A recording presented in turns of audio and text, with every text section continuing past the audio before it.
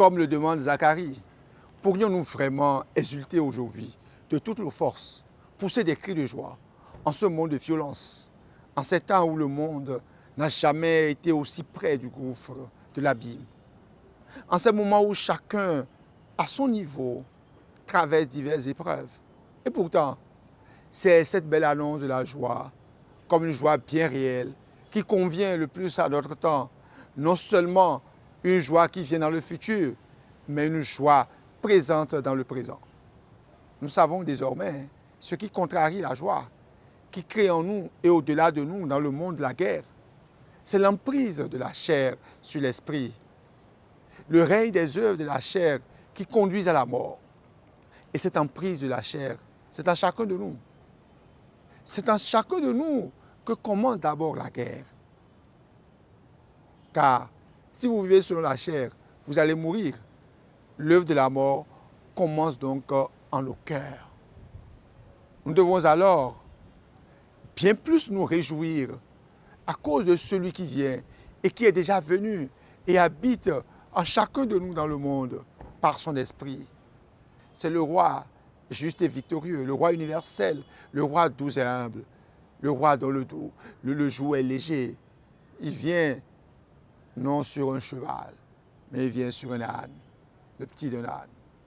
Être avec lui, être en lui, est source de joie et il nous communique le secret de sa joie, le secret de la vraie joie. La vraie joie est en Dieu. Le voilà lui-même, notre roi, qui exulte de joie sous l'action de l'Esprit Saint, en communion avec son Père.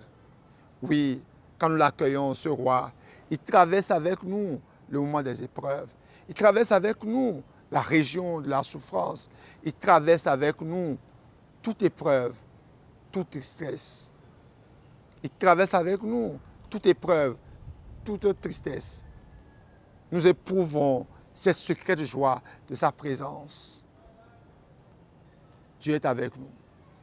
Il nous donne son esprit qui nous donne la force de vaincre. Comme dit Saint Paul, si par l'esprit vous tuez les agissements de l'homme pécheur, vous vivrez. Oui, frères et sœurs, quand nous nous laissons guider par son esprit, même mort, nous vivons en lui.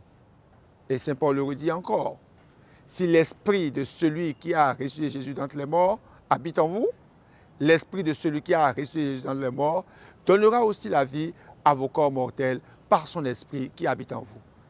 Oui, Dieu est la cause de notre joie. Et Jésus nous donne cette joie dès aujourd'hui. C'est seulement à son école que nous pourrons transformer ce monde de guerre et de violence, d'affrontement en havre de paix, en oasis de bonheur. Mais comment? Par notre présence à lui. Lui-même nous y convie par un impératif. Venez à moi, vous tous qui peinez sous le poids du fardeau, et moi je vous procurerai le repos. Oui, la domination de notre roi ne nous presse pas, elle libère plutôt. Jésus, notre roi, n'utilise pas les engins de mort et ne tue pas pour nous effrayer et nous dominer. Il se donne pour nous libérer de l'intérieur. Lui, il ne s'accapare pas de nos biens. Il est lui-même notre unique bien, le bien suprême.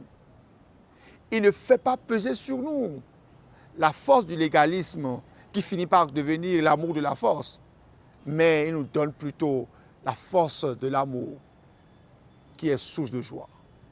Par la justice, non seulement l'amour de la justice, mais la justice de l'amour. Il est un roi de justice et de miséricorde. Et les deux, justice et miséricorde, ne s'opposent pas, bien au contraire. Notre roi fait justice en pardonnant, et il pardonne en justifiant. Par la douceur et l'humilité. La douceur et l'humilité ne sont pas des signes de faiblesse. Elles ont plutôt quelque chose de décapant en ce monde d'exaltation de la force et de la violence, où l'on brandit les chars de guerre, les chevaux de combat. Et même si nous ne savons pas, même si nous n'y prenons garde, par la douceur et l'humilité, elles ne sont pas des signes de faiblesse.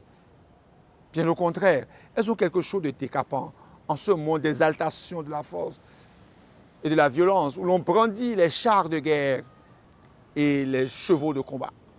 Et même la religion peut devenir un lieu de force au lieu d'être le milieu de l'amour. Seigneur, rends nos cœurs semblables aux tiens. Remplis-les de ton amour et de ta joie. Amen.